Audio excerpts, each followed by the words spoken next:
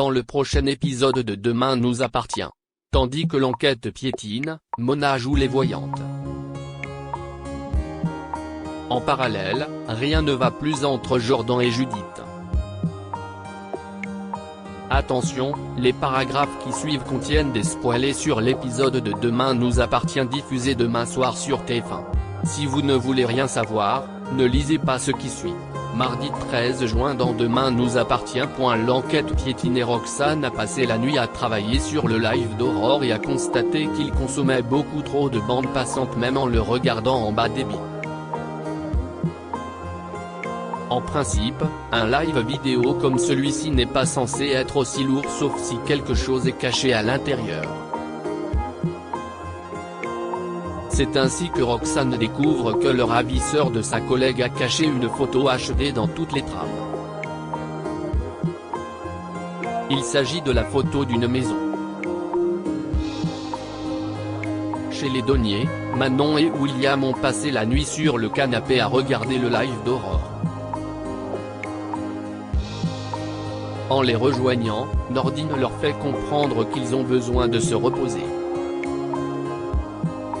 Seulement, William est abattu et préfère rester auprès de sa femme, d'autant qu'il a l'impression de la protéger un peu en la regardant toute la journée.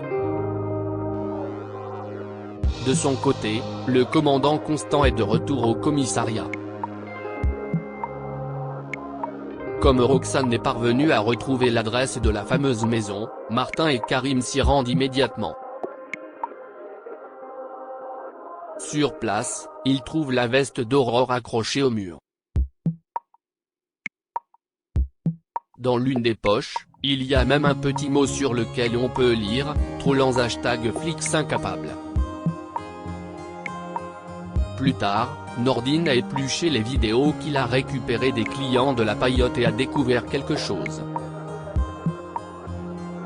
Dans l'une des stories, il a remarqué que le DJ présent à la soirée avait un comportement étrange. En effet, ce dernier a refermé son ordinateur avec beaucoup de stress seulement 20 secondes avant que la vidéo d'Aurore ne soit diffusée. Le DJ est donc convoqué. Au cours de son interrogatoire, il explique avoir reçu un mail de Charlie pendant la soirée. S'agissant de demandes spécifiques, il ne s'est pas méfié et a cliqué sur le lien d'un fichier. Lorsqu'il a réalisé qu'il s'agissait d'un virus, il a alors fermé son ordinateur dans la précipitation. Cependant, il était déjà trop tard car le live d'Aurore venait d'être casté sur l'écran de la paillote. À la fin de l'audition, la police récupère l'ordinateur du jeune homme. En parallèle, Swazik débarque chez les Donnier pour prendre des nouvelles de William.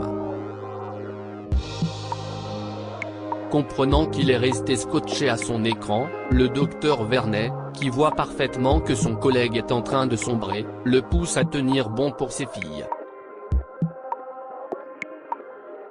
Elle réussit même à le faire sortir de la maison pour prendre l'air 5 minutes. Au commissariat, Karim reçoit quant à lui un appel. Il entend alors Aurore dans tous ses états qui crie à l'aide. Mona joue les voyantes à l'hôpital, Mona tourne en rond dans la chambre de son fils. Après avoir rapporté un tarot de Marseille, elle tire les cartes à Nour qui souhaite savoir si son histoire avec Vince est sérieuse. Si la mère de Georges voit rapidement que le professeur de yoga est un très bon coup, elle assure en revanche que leur histoire restera superficielle. Par ailleurs, Mona se demande s'il n'y aurait pas un autre garçon qui serait jaloux qu'elle ait eu une aventure avec Vince. Après que Nour le lui a confirmé, Mona précise qu'elle ne voit pas de ménage à trois et que le grand amour est sous ses yeux. Nour va donc devoir faire un choix. Leur petite séance est interrompue par Marianne qui rappelle à Mona qu'elles sont dans un hôpital et non une fête foraine. Au moment où elle lui fait ranger son bazar, Marianne fait tomber quelques cartes. Tandis que deux d'entre elles se retournent, Mona prédit qu'un être nuisible va lui amener un grand conflit. Malgré tout, Marianne refuse de l'écouter et la somme de remballer ses affaires. Pour sa part, Mona lui conseille de faire brûler un peu de sauge pour chasser les mauvaises énergies.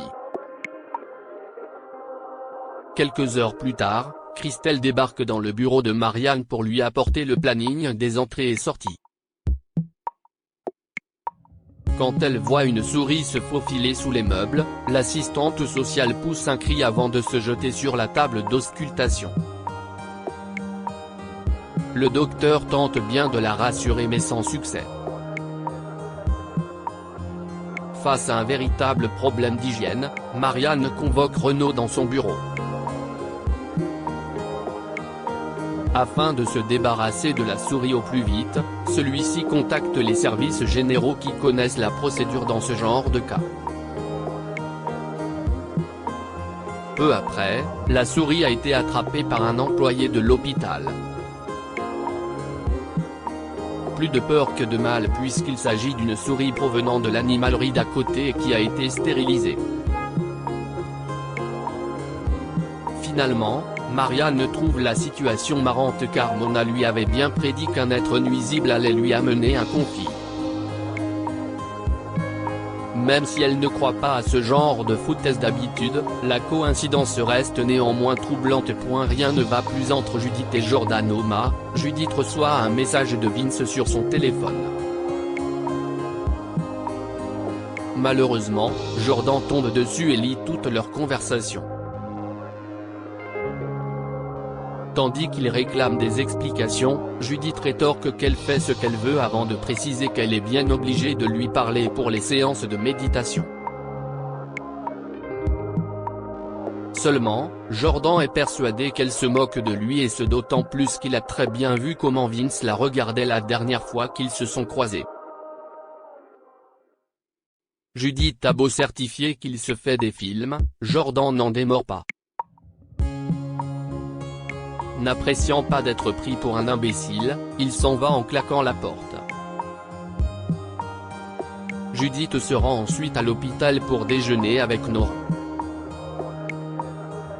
En voyant les nombreux échanges entre Vince et son ami, la fille Bédillard ne peut s'empêcher de se ranger du côté de Jordan. Quand elle cherche à savoir si elle a envie de coucher avec Vince, Judith rétorque que non avant de préciser qu'elle est très amoureuse de Jordan. Nora se dit alors certaine que les choses finiront par s'arranger. En parallèle, Jordan se rend à la plage pour mettre les choses au clair avec Vince.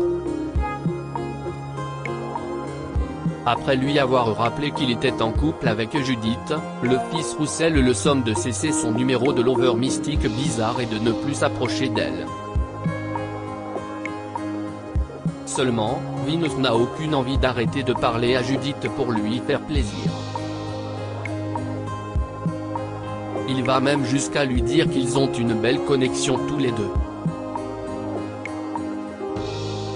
Pour Vince, il confond l'amour et la possession mais Jordan répond que ce n'est pas le cas avant de le menacer à demi-mot. Prévenue par Vince, Judith débarque en fin d'après-midi chez les Roussel où elle fait une scène à Jordan. Selon elle, il agit comme un gamin. Même si Judith jure qu'elle n'a jamais couché avec Vince, Jordan estime qu'elle en a très envie. En colère, Judith regrette qu'il ne lui fasse pas confiance et déclare qu'il est vraiment nul de réagir comme ça avant de rentrer chez elle. Au plus mal, Jordan va à la plage pour se changer les idées.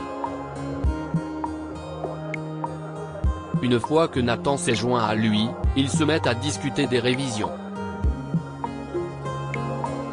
Dans la mesure où Nathan craint de rater son bac, Jordan essaie de le rassurer en déclarant qu'il décrochera son diplôme.